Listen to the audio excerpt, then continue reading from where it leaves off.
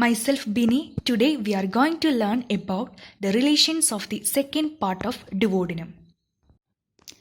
First we are going to learn about the anterior relation of the second part of the duodenum.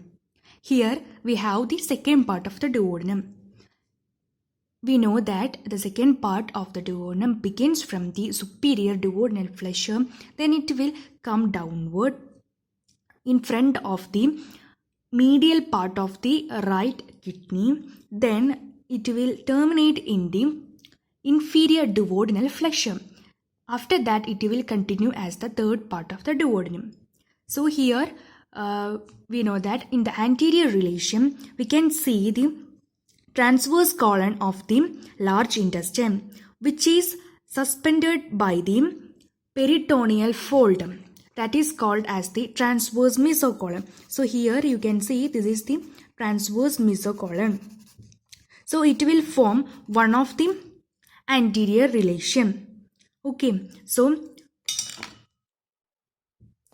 above that you can see the right lobe of the liver.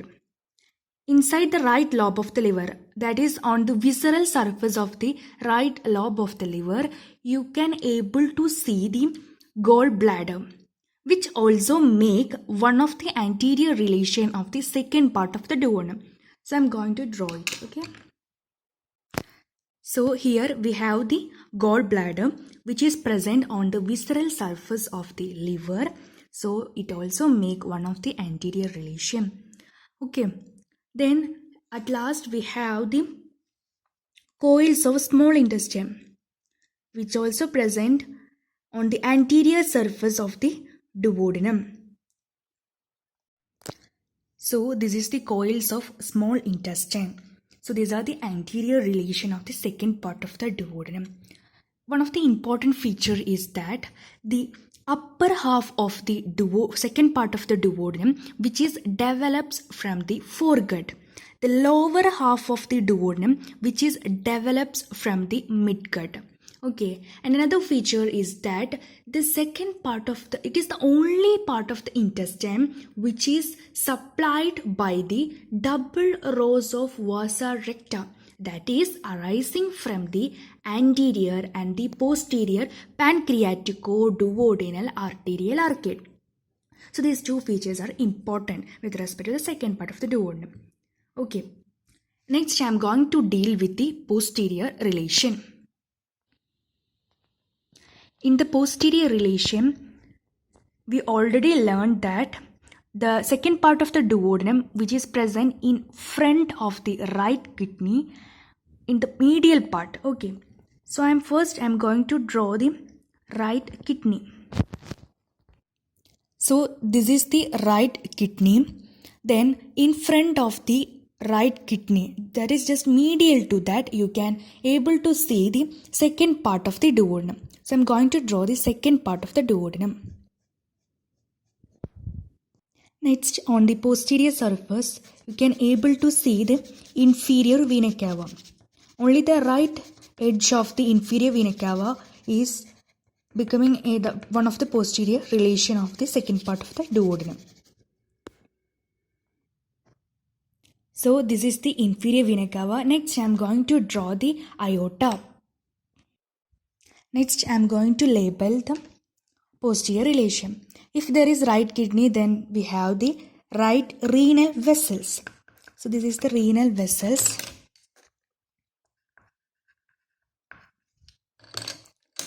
So on the posterior surface of the second part of the duodenum, we have the renal vessels. And finally, we have the right edge of the